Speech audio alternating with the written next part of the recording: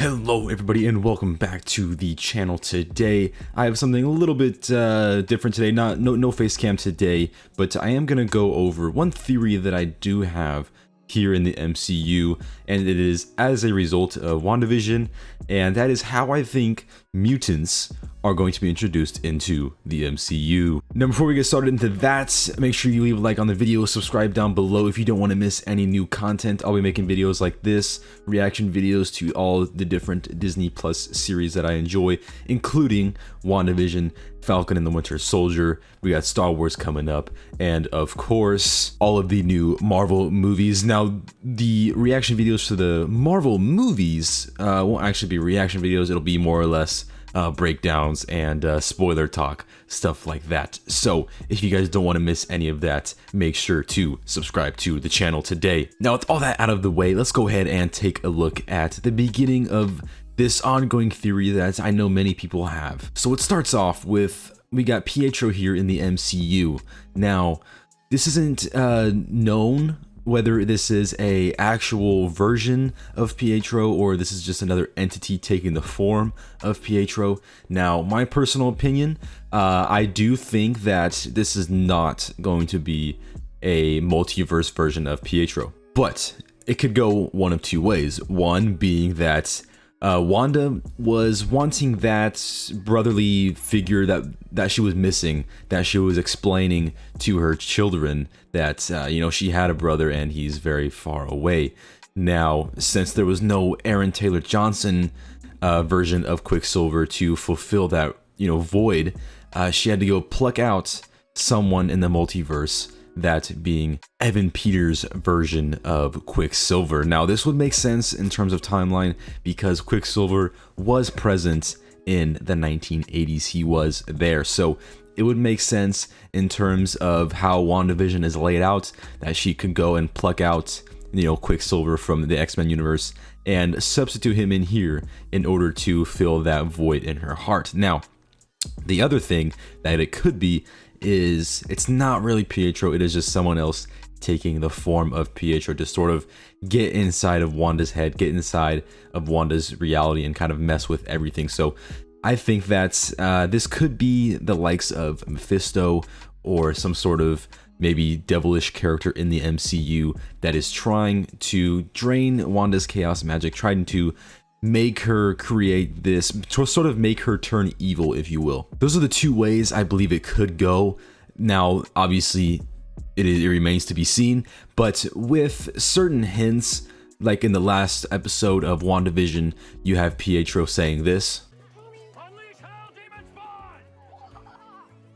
which is super weird, and it's such a super specific choice of words that you almost think, yeah, this is not a coincidence. So I think that it's either a red herring where Marvel is just trying to throw these things out to catch the audience off guard, kind of lead the audience in the wrong direction, so the audience doesn't catch on to what they're doing, or this is actually a very good representation of who Pietro is, that being Mephisto, or someone of that relative background. So there's the basis I have for this sort of theory here. Going on to the actual theory, in the previous episode of WandaVision, we get a very awesome shot of what Wanda is actually able to do with her powers. Now, I believe this is going to be the basis of how mutants are going to be introduced into the MCU. At the end of episode 6 of WandaVision, we get Wanda expanding the Hex and turning everything that is sort of going into the Hex, turns it into part of her fake reality.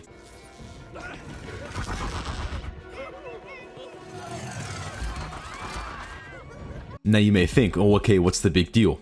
If you were paying attention, and it actually wasn't that hard to catch, you heard Darcy explain to Monica Rambeau before this how going in and out of Wanda's Hex has changed her cells, has sort of rewritten her cells. You've gone through the boundary twice already, Monica.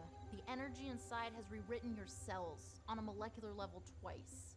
It's changing you.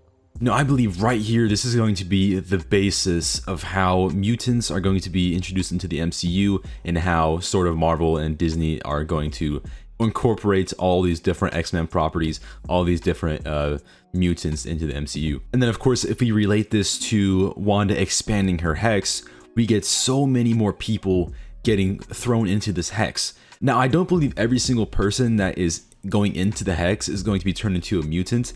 I think that there's going to be a special sort of gene, a special DNA thing that has to already be inside of the people going into the hex that sort of activates it. For example, Darcy, she got sucked into the hex. Now, unless she has that mutant gene, it doesn't mean that she's going to become a mutant. So if she does have that sort of mutant gene or something in her DNA that just lies dormant, maybe that hex would activate it. But I don't think she will have that sort of mutant gene or that sort of DNA lying dormant. So I do not believe that Darcy herself will actually become a mutant. Now, in the case of Monica Rambeau, now we hear from Darcy that Monica's cells have been almost rewritten from entering and exiting the hex twice. Now, this is going to be, I think, the basis for how mutants are going to be in the MCU, like I said before. So I think that all the people that were thrown into this hex when she expanded it, they are going to be sort of a candidate for this mutant gene. So if the people already have the gene in them, then the hex will activate it, thus creating mutants. It looks like she did stop the hex from expanding more at the end of the episode, so she expanded it, but she did stop it. But I think that by the end of this series, this hex might just cover a very, very big portion of the planet, or just the United States, or something along the lines of her hex magic or chaos magic gets spread to many people in the world, and it encompasses a lot more people, thus there will be more candidates for mutant. Also, another thing that I did want to talk about was this cameo. Now, I don't know if the cameo that Elizabeth Olsen and Paul Bettany were talking about was Evan Peters as Quicksilver.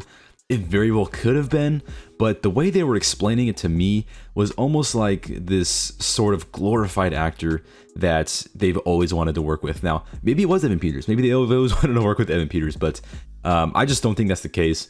I think at the end of this series, we are going to be getting a very big cameo.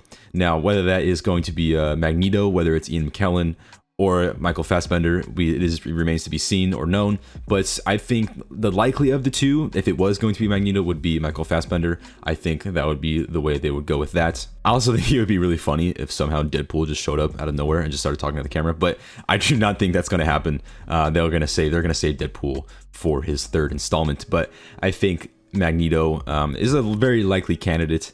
But there's also many other mutants. There's also many other cameos that there could have been or could be. So I think the prevailing theory right now is Magneto. Just to recap on this theory, every single person that is encompassed in this hex is now going to be a mutant. It has to be where they already have the gene or the DNA that lies dormant in their body. That's the hex magic would activate the mutant gene, thus creating mutants in the MCU. So you'll have some mutants come out of the hex. Other people won't have any mutant gene because they didn't have it before the hex, so they're not going to have it after. So I think that is going to be how Disney and Marvel introduced mutants into the MCU. I think that is the most clear segue that they have, and I think that's sort of what they wanted WandaVision to be, was how they're going to get mutants into the MCU since acquiring Fox characters. So let me know what you guys think of this theory down in the comments below. Do you guys think I'm right? Do you guys think this theory is going to be sort of the most true one out there? Do you guys think that it's going to be a different theory? Do you guys think that sort of my details in the theory are wrong? Let me know down below what you guys think. But yeah, with that being said, I just wanted to share my theory on how mutants are going to be in the MCU. So if you guys enjoyed this, leave a like down below, subscribe to the channel if you don't want to miss any more content in the future. I'll be posting more theory videos, of course, as they arise, so make sure to stick around for that. But yeah, guys, with that being said, I hope you guys all have a nice day, and make sure to tune in next time.